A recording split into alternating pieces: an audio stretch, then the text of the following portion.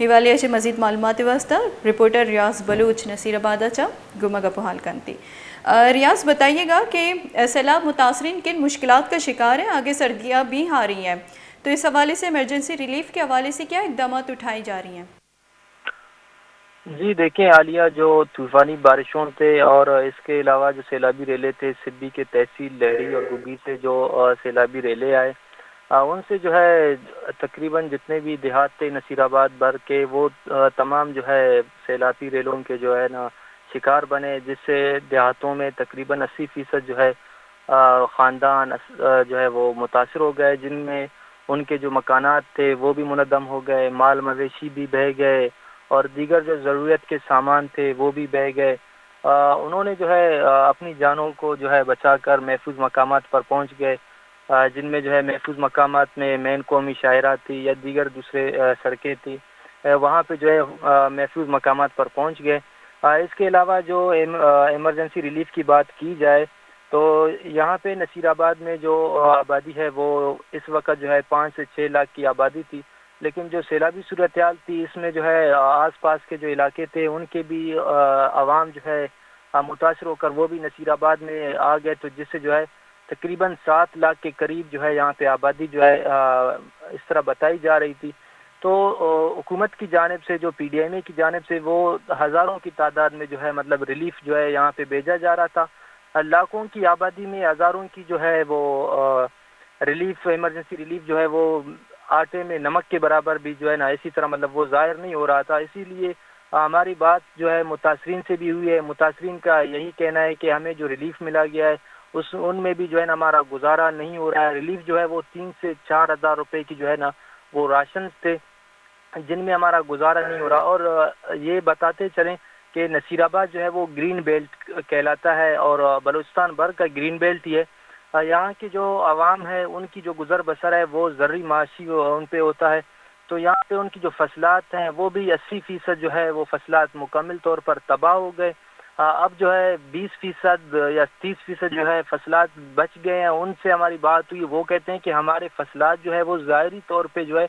वो ठीक नज़र आ रहे हैं, लेकिन जो उसकी पैदावार होगी उनमें भी जो है ना हमें उम्मीद नहीं है कि वो हमें जो है ना हमारी जो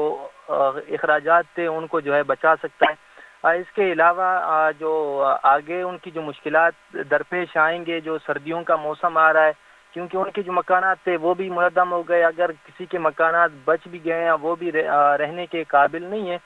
तो आवाम का यही कहना है कि आगे सर्दियों का मौसम आ रहा है, हम अभी भी जो है खुले आसमान तले अपना ज़िंदगी गुजार रहे हैं, तो अगर हमें टेंट दिया जाए, सिर्फ टेंट से भी हमारा काम नहीं होगा, क्योंकि सर्दियों से अपने बच्चों को महफूज रखने के लिए गर्म मलबूसात की ज़रूरत होती है।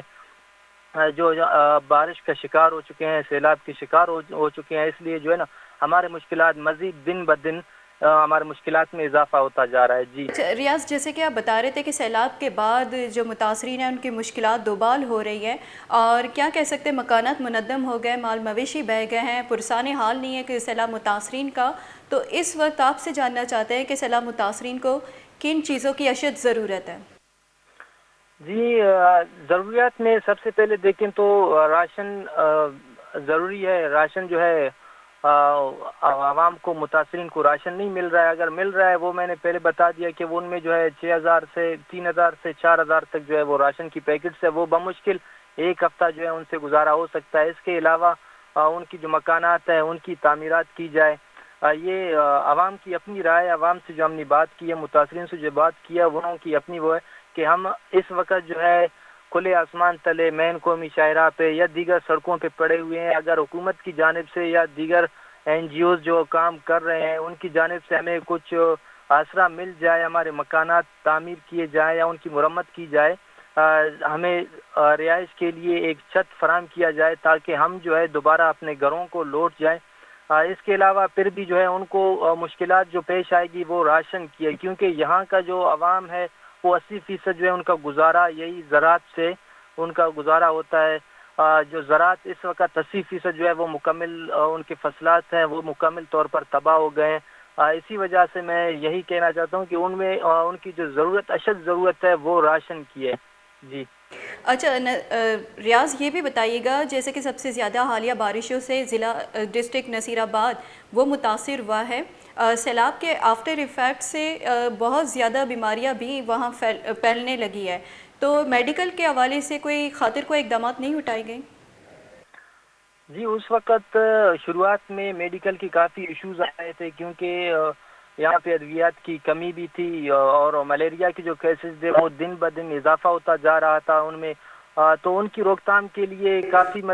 ٹائم کے بعد اقدامات اٹھایا گیا اور ادویات بھی پہنچ گئے۔ اسی حوالے سے ہمارے ڈی ایچ او سے بھی بات ہوئی، اور یہاں کی جو ڈسٹرکٹ انتظامیہ ہے اس سے بھی بات ہوئی، اور کمشنر نصیر آباد ڈویژن سے بات ہوئی کہ ان کا یہی کہنا تھا کہ جو بیماریاں پھیل رہی تھی، جو وبا پھوٹ پڑ رہے تھے، تو ان میں جو ہے جو ملیریا تھی اس میں اس وقت جو ہے ہم نے قابو پا لیا ہے۔ اس کے بعد جو ہے سردیوں کے لیے جو نمونیا کی جو بیماری ہے اس سے ہمیں خطرہ لاحق ہو سکتا ہے، اس کے لیے بھی جو ہے ہم نے ایڈوانس میں جو اس کی ادویات ہے وہ بھی ہم نے جو ہے نا منگوا کے اپنے پاس رکھ لی ہیں۔ جی بہت شکریہ ریاض بلوچ اپڈیٹ دینے کے لیے۔ نصیر آبادی رپورٹر ریاض بلوچ ہمارے اپڈیٹ دیا گیا کہ نصیر آبادہ زانک ببیت کے انو کی ہورو ہارا گشت ڈسٹرکٹ نصیر آباد کے متاثر بتا نصیر آبادہ کے دیما تر سردی ہم دیما پیدا کا ادے متاثرین کے جنجال اینی دوسری بوا گیا پی ڈی ایم نیمگا جی اینا جوانی وڑیا اقدامات زورگ نبوتا کہ اینی متاثرینہ نی جنجال دوسری بوا گیا سردیاں نہیں واسطہ ہے نا کمبل اور دیگی چیزیں ضرورت ہم دیما پیدا کی وادی کے آئینی لوگ ہم پرشت پروش شکارہ ہوتی لوگ ہم رہائش کرنے کے قابل نیا اور ڈننے سرک ابتگاہ آئینی نیمگا چی سرکاری نیمگا چی لوگ بندہ کو دیا گنگا تک نبوت تک کے متاثرینہ نی جنجال گیش پوان دمترے حالہ دلگوش کریں۔